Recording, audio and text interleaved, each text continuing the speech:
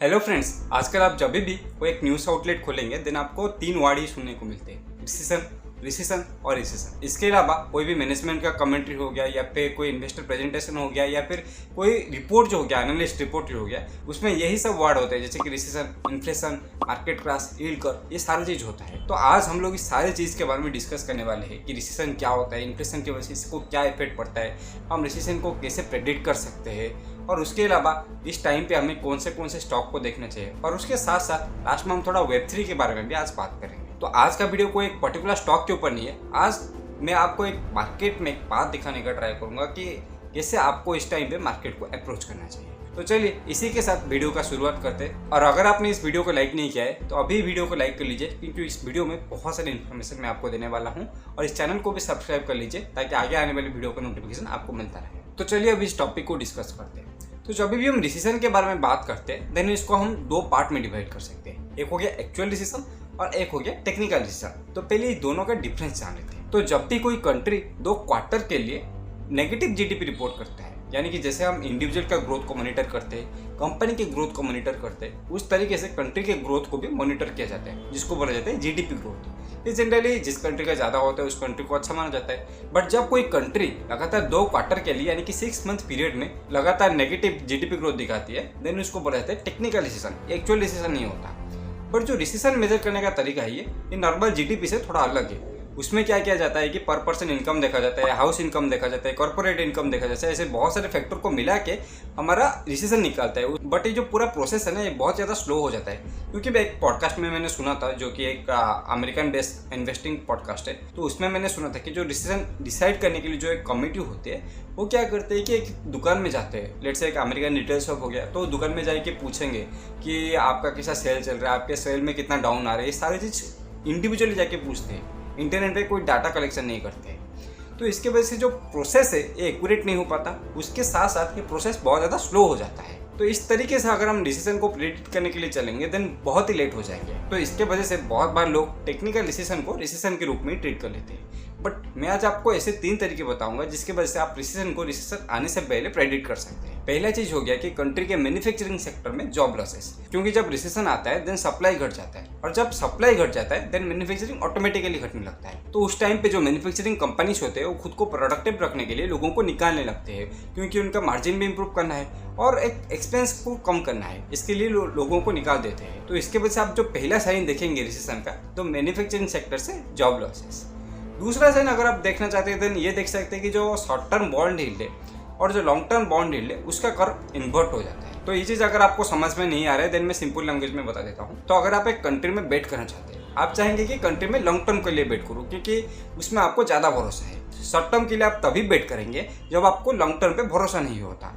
तो हमेशा जो कंट्री का लॉन्ग टर्म बॉन्ड का इंटरेस्ट रेट होता है वो ज़्यादा होता है, जिसको कि हम यील्ड बोलते हैं, इंटरेस्ट को ही यील्ड बोलते हैं। और जो शॉर्ट टर्म यील्ड होता है, क्योंकि आप शॉर्ट टर्म के लिए कंट्री में बेट कर रहे हैं, जो कि दिखाता है कि आपको ट्रस्ट नहीं है, जिसके वजह से आपको कम इंटरेस्ट मिलता है। बट जब कभी भी ये जो कर्व है ये इन्वर्ट हो जाता है, यानी कि शॉर्ट टर्म यील्ड होता है वो लॉन्ग टर्म यील्ड से ज़्यादा हो जाता है, तो उस पॉइंट को हम एक रिसेशन के ट्रिगर पॉइंट के रूप में देख सकते हैं। बट ये दोनों पॉइंट तो आपको कहीं पे भी देखने मिल जाएगा, कोई भी आप पर्टिकुलर आर्टिकल स्टडी करेंगे कि डिसीजन को हम कैसे प्रेडिक्ट कर सकते हैं, ये आपको देखने को मिल जाएगा। लेकिन जो तीसरा फैक्टर मैं बताने वाला हूँ ये मेरा खुद का ऑब्जर्वेशन है, ये शायद गलत भी हो सकता है लेकिन मैं इस चीज़ को बहुत बार यूज़ करता हूँ। ये चीज़ है कि बहुत जो बड़े बड़े कंपनीज है जैसे कि अल्फाबेट, माइक्रोसॉफ्ट, मेटा, एप्पल, ये सारे कंपनीज का हायरिंग रेट देखना, क्योंकि जब कभी भी रिसेशन आता है ये कंपनी अपना हायरिंग फ्रीज कर लेते हैं या फिर हायरिंग को बहुत टाइम के लिए स्लो डाउन कर देते हैं। क्योंकि मैंने जैसे कि बोला जो रिसेशन प्रेडिक्ट करने का तरीका है ये बहुत ही पुराना हो गया है, क्योंकि आप डोर टू डोर जाके रिसेशन को प्रेडिक्ट अभी नहीं कर सकते इस डिजिटल एज में। बट ये जो कंपनीज है जैसे कि गूगल हो गया या फिर मेटा हो गया, ये कंपनीज के पास रियल टाइम डाटा होता है, ये कंपनीज के पास बहुत सारा डिजिटल डाटा होता है, इसको यूज़ करके जान सकते हैं कि लोग कितना ज़्यादा स्पेंडिंग करे, कॉर्पोरेट कितना ज़्यादा स्पेंडिंग करे, किस कंपनी ने कितना रेवेन्यू रिपोर्ट किया। ये सारी चीज़ों को कैलकुलेट करके ये रिसेशन को अच्छी तरीके से प्रेडिक्ट कर सकते हैं गवर्नमेंट के प्रेडिक्ट करने से पहले।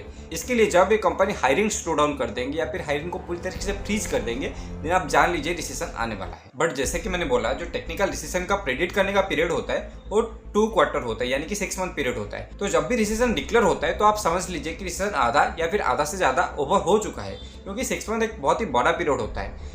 अगर रिसेशन लंबा नहीं रहा, अगर पूरा एक डिप्रेशन में कन्वर्ट नहीं हुआ, then recession most of the part over हो चुका है। इसलिए आप देखेंगे जब भी टेक्निकल रिसेशन डिक्लेयर होता है तो स्टॉक मार्केट गिरने के बजाय उठना स्टार्ट कर देती है। तो ये था कि रिसेशन क्या है और इसको हम कैसे प्रेडिक्ट कर सकते हैं। अभी देखते हैं कि इस टाइम पे हम किस तरह का डिसीजन ले सकते हैं और हमारे पोर्टफोलियो को कैसे ऑप्टिमाइज कर सकते हैं। तो यहाँ पे हम इन्वेस्टर को दो कैटेगरी में डिवाइड कर सकते हैं। एक हो गया जो रिसेशन प्रूफ स्टॉक लेने के बारे में सोचते हैं, और दूसरा हो गया जो कि रिसेशन को एक अपॉर्चुनिटी के बारे में देखते हैं। यानी कि रिसेशन के टाइम बहुत सारे स्टॉक प्राइसेस डाउन हो जाएंगे, बहुत सारा स्टॉक क्रैश कर जाएगा, तो उस टाइम पे आप स्टॉक को बहुत ही कम रेट में खरीद सकते हैं, यानी कि चीप प्राइस में खरीद सकते हैं। और जब कंपनी नॉर्मल फंक्शन करना स्टार्ट कर जाएगा, उसका बिजनेस अच्छा चलना स्टार्ट हो जाएगा, तो आपका स्टॉक प्राइस लॉन्ग टर्म में बहुत ही अच्छा रिटर्न दे सकता है। तो अगर हम रिसेशन प्रूफ सेक्टर के बारे में बात करें, देन मैं जनरली 4 सेक्टर यहाँ पे बोल सकता हूँ। पहला हो गया FMCG, दूसरा हो गया रिटेल, तीसरा हो गया हेल्थ केयर, और चौथा हो गया सबसे इंटरेस्टिंग लग्जरी गुड्स।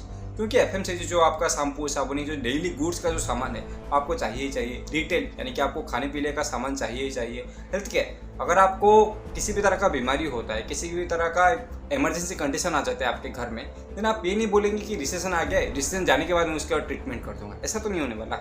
आप किसी भी तरीके से कहाँ से भी पैसा ला के आपको हेल्थ केयर में स्पेंड करना ही पड़ेगा। तो इसीलिए हेल्थ केयर सेक्टर जो होता है एक रिसेशन प्रूफ सेक्टर के रूप में काम करता है। और चौथा सेक्टर है जो सबसे इंटरेस्टिंग लग्जरी गुड का सेगमेंट, क्योंकि जो लग्जरी गुड अफोर्ड कर पाते हैं, जो कि अमीर होते हैं, उनको रिसेशन से इतना ज़्यादा फर्क नहीं पड़ता। उनका रिसेशन, इन्फ्लेशन, इस सारी चीज़ों से बहुत ज़्यादा दूर है। तो ये सारी चीज़ जैसे कि फराज जैसे लग्जरी कार ब्रांड हो गया, या फिर कोई भी लग्जरी कपड़े का दुकान हो गया, लग्जरी ज्वेलरी हो गया, तो ये सारी चीज़ों में इन्फ्लेशन, रिसेशन, इसका इफेक्ट बिल्कुल नहीं देखने को मिलेगा। और दूसरे टाइप का जो इन्वेस्टर हो जाता है वो जो कि इस रिसेशन को एक अपॉर्चुनिटी के बारे में ट्रीट करते हैं। जैसे कि अभी रिसेशन आने की वजह से या फिर जो टेक्निकल रिसेशन डिक्लेयर होने के पहले बहुत सारे स्टॉक प्राइस क्रैश कर गए थे, जैसे कि अमेजन हो गया, मेटा हो गया, माइक्रोसॉफ्ट हो गया, ऐसे बहुत सारे, जैसे कि एनवीडिया हो गया, ऐसे बहुत सारे स्टॉक प्राइस, लगभग टेस्ला भी क्रैश कर गया था। तो उस टाइम पे आप उस शेयर को बहुत ही सस्ते रेट में खरीद सकते हैं, और जब मार्केट नॉर्मल फंक्शन करना स्टार्ट कर देगा देन आपको बहुत ही अच्छा प्राइस मिल सकता है, या फिर बहुत ही अच्छा रिटर्न मिल सकता है उस शेयर का। तो ये तो हो गया शेयर मार्केट में आपका इस टाइम पे अप्रोच कैसे होना चाहिए। लेकिन यहाँ पे दो कंपनी के बारे में लोगों का एजम्पशन थोड़ा गलत है, मैं उसको भी क्लियर करना चाहूँगा। ये कंपनी CDSL और कैम्स। यहाँ पे लोग समझते हैं कि ये पूरी तरीके से रिसेशन प्रूफ स्टॉक है, बट ये नहीं, क्योंकि CDSL और कैम्स का बहुत एक major chunk of the revenue, लगभग 30 से 40% ऑफ द रेवेन्यू जो ट्रेडिंग इनकम से आता है, यानी कि जितना ज़्यादा ट्रांजैक्शन होगा उससे उनका रेवेन्यू बहुत ज़्यादा बढ़ेगा। क्योंकि जब रिसेशन आ जाता है तो लोग इतना ज़्यादा ट्रांजैक्शन नहीं करते, या फिर म्यूचुअल फंड का जो अपना SIP है वो भी बंद कर देते हैं, जिसके वजह से शॉर्ट टर्म के लिए वो जो सेगमेंट था जो कि 30 से 40% डिनोट कर रहा था इनके रेवेन्यू में, वो थोड़ा डाउन हो जाता है। तो ये दोनों कंपनी एक अच्छे सेक्टर में बिलोंग करने के बावजूद एक सिक्लिकल एलिमेंट की तरह बिहेव करते हैं। तो अगर आपको लगता है कि CDSL और कैम्स दोनों रिसेशन प्रूफ स्टॉक है, देन आपको फिर से इनका रेवेन्यू चार्ट जरूर देखना पड़ेगा। तो अभी बात करते हैं लास्ट सेगमेंट के बारे में, जो कि है Web3। क्योंकि मेरा भी ये पहला बियर मार्केट है Web3 में, क्योंकि मैं मार्च 2021 के टाइम पूरी तरीके से बिटकॉइन, ये सारी चीज़ों का बहुत ज़्यादा खिलाफ था, मुझे कुछ भी पसंद नहीं आ रहा था। बट उस टाइम पे मैंने इस सारी चीज़ों को स्टडी करना शुरू किया, और उस हिसाब से मेरा पहला बियर मार्केट है। तो मेरा जो भी ये 1 साल में एक्सपीरियंस रहा, मैं उसको शेयर करना चाहता हूँ। ये बस मेरा पर्सनल एक्सपीरियंस है, कोई एक एडवाइस नहीं है। तो जब भी मैं किसी प्रोजेक्ट को स्टडी करता हूँ, देन मैं उसका पोटेंशियल देखता हूँ, उसका प्रोजेक्ट का टीम देखता हूँ, या फिर किस सेक्टर के प्रॉब्लम को सॉल्व कर रहा है वो चीज़ देखता हूँ। जैसे कि मुझे बहुत सारे प्रोजेक्ट बहुत ज़्यादा पसंद आते हैं, जैसे कि उसमें चिलीज हो गया, चिलीज क्योंकि मैं स्पोर्ट्स से बहुत ज़्यादा रिलेट कर पाता हूँ, मैं उस प्रोजेक्ट को बहुत ज़्यादा पसंद कर रहा था। जैसे ब्रेव हो गया, जैसे मैटिक हो गया, ऐसे बहुत सारे प्रोजेक्ट को मैं सपोर्ट करता था। बट अभी ये सारे कॉइन्स को सपोर्ट करना इतना ज़्यादा पॉसिबल नहीं है, क्योंकि जो स्मॉल कॉइन्स होते हैं ना, उसको आप लॉन्ग टर्म के लिए इतना ज़्यादा होल्ड नहीं कर सकते हैं, क्योंकि उसमें पंप एंड डंप बहुत ज़्यादा होता है। तो आपको बीच बीच में आपको प्रॉफिट गेन करना पड़ता है। बट अभी जो 1% TDS रूल की वजह से आप इतना ज़्यादा प्रॉफिट गेन नहीं कर सकते, जिसकी वजह से आप उसे हाई प्राइस में बेच नहीं सकते, आपको उसे लॉन्ग टर्म के लिए होल्ड करना ही पड़ेगा। बट लॉन्ग टर्म के लिए आपको वैल्यू गेन दे देंगे, उसका कुछ गारंटी नहीं है, क्योंकि प्रोजेक्ट कभी भी बंद हो सकते हैं। क्योंकि आप प्रॉफिट बुकिंग कर सकते थे, तो ये प्रोजेक्ट आपके लिए अच्छा होता। तो इसीलिए अभी मेरे पास 2 ही ऑप्शन बच गया है, जो कि बिटकॉइन और एथेरियम। तो अभी आप लोग सोच रहे होंगे कि बाकी के कॉइन्स का क्या हो गया, जैसे कि पोल्काडॉट हो गया, सोलाना हो गया। तो एक्चुअली कॉइन्स में एक मेजर प्रॉब्लम है, जो कि है ये डिसेंट्रलाइज्ड नहीं है। तो ये सारे कॉइन्स क्लेम करते हैं कि डिसेंट्रलाइज्ड है, बट जब एक प्रॉब्लम आया सोलाना में, तो ये पता चला कि कंप्लीटली डिसेंट्रलाइज्ड नहीं है। अगर ये चाहे देन अपने हाथ में पूरा कंट्रोल ले सकते हैं। तो उसके बाद से मैं सोलाना को कभी भी अपने पोर्टफोलियो में इंक्लूड करने का नहीं सोचता हूँ। अभी 2 कॉइन है, जो कि बिटकॉइन और एथेरियम। तो पहले बिटकॉइन के बारे में बात करते हैं, क्योंकि एथेरियम हमको पता है कि वो एक प्लेटफॉर्म प्रोवाइड करता है, और सबको पता है। प्रॉब्लम ये होता है कि लोग बिटकॉइन को जस्टिफाई नहीं कर पाते। मैं यहाँ पे बिटकॉइन का फॉर में कुछ चीज़ बोलूँगा, अगेंस्ट में कुछ चीज़ बोलूँगा, लास्ट में डिसाइड आपको करना है। तो अगर बिटकॉइन के सपोर्टर्स को देखें तो दो तरीके के आर्गुमेंट पेश करते हैं। एक हो गया ये डिजिटल गोल्ड है, दूसरा हो गया ये फिएट करेंसी है, यानी कि जो नॉर्मल करेंसी है। तो ये फिएट करेंसी ये कभी भी इंप्लीमेंट नहीं हो सकता है, क्योंकि जो भी फिएट करेंसी होता है उसको आप रेगुलर बेसिस पे ट्रांजैक्शन करना पड़ता है। और बिटकॉइन का इतना ज़्यादा जो गैस फीस होता है, इसके वजह से आप रेगुलर बेसिस पे इसे ट्रांजैक्शन नहीं कर सकते। और उसके साथ साथ अगर अभी डॉलर का वैल्यू भी डाउन होता है, देन येन है, इंडियन करेंसी है, रशिया अपना खुद का एक ग्लोबल करेंसी बनाने के बारे में सोच रहा है, जो ब्रिक्स कंट्रीज है वो खुद का अपना एक ग्लोबल करेंसी बनाने के बारे में सोच रहे हैं, रशिया चाइना मिलकर एक ग्लोबल करेंसी बनाने के बारे में सोच रहे हैं। तो इस तरीके से बहुत सारे प्रपोजल चल रहे हैं। तो उसके बीच में बिटकॉइन जो कि स्टेबल नहीं है, ये फिएट करेंसी बन पाना लगभग नामुमकिन है।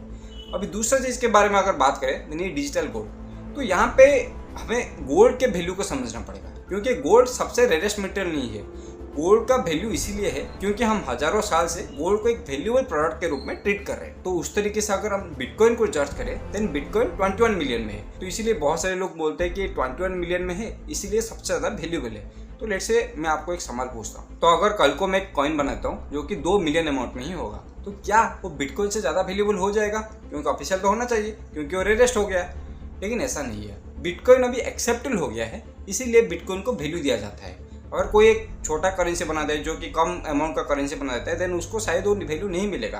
तो उस तरीके से हम गोल्ड और बिटकॉइन को रिलेट कर सकते हैं। बट यहाँ पे आपको अपने हिसाब से जजमेंट लेना होगा कि कैसे आप बिटकॉइन को जस्टिफाई करते हैं। जब आप जस्टिफाई करेंगे उस हिसाब से आप यहाँ पे बेट कर सकते हैं। बट यहाँ पे आप थोड़ा वेट कर सकते हैं, क्योंकि जब मार्केट रिकवर होना स्टार्ट हो जाएगा तो पहले बड़े बड़े स्टॉक ही बाउंस बैक करेंगे, उसके बाद बिटकॉइन या फिर जो स्मॉल कैप स्टॉक्स है वो बाउंस बैक करेंगे। क्योंकि लोग पहले टेस्ट करना चाहते हैं, जो बड़े बड़े इन्वेस्टर होते हैं वो पहले टेस्ट करना चाहते हैं कि क्या मार्केट सच में बाउंस बैक कर रहा है। तो इसलिए बड़े बड़े कंपनीज में पैसा डालेंगे, ताकि अगर मार्केट बाउंस बैक नहीं भी करता है तो उनका पैसा पूरी तरीके से डूब ना जाए। तो इसलिए जब भी मार्केट क्रैश करता है तो बिटकॉइन हो गया या फिर जो क्रिप्टो करेंसी हो गया या फिर जो स्मॉल कैप स्टॉक हो गया, ये पहले क्रैश करते हैं। लेकिन जब मार्केट रिकवर करता है, ये लास्ट में रिकवर करता है। तो ये था हमारा कंप्लीट एनालिसिस की रिसेशन क्या है, किस तरीके से अभी आपको मार्केट में अप्रोच करना चाहिए, और मेरा Web3 के बारे में पॉइंट ऑफ व्यू अभी कैसा है। तो आई होप आपको इस वीडियो में बहुत सारा नॉलेज मिला होगा। वीडियो थोड़ा हमारे नॉर्मल वीडियो से अलग है। नेक्स्ट टाइम से मैं हमारे नॉर्मल स्टॉक एनालिसिस वाला वीडियो लाने के लिए ट्राई करूंगा। आई होप आपको ये वीडियो से बहुत सारा नॉलेज मिला होगा। तो इसी के साथ आज का एपिसोड खत्म करते हैं। धन्यवाद।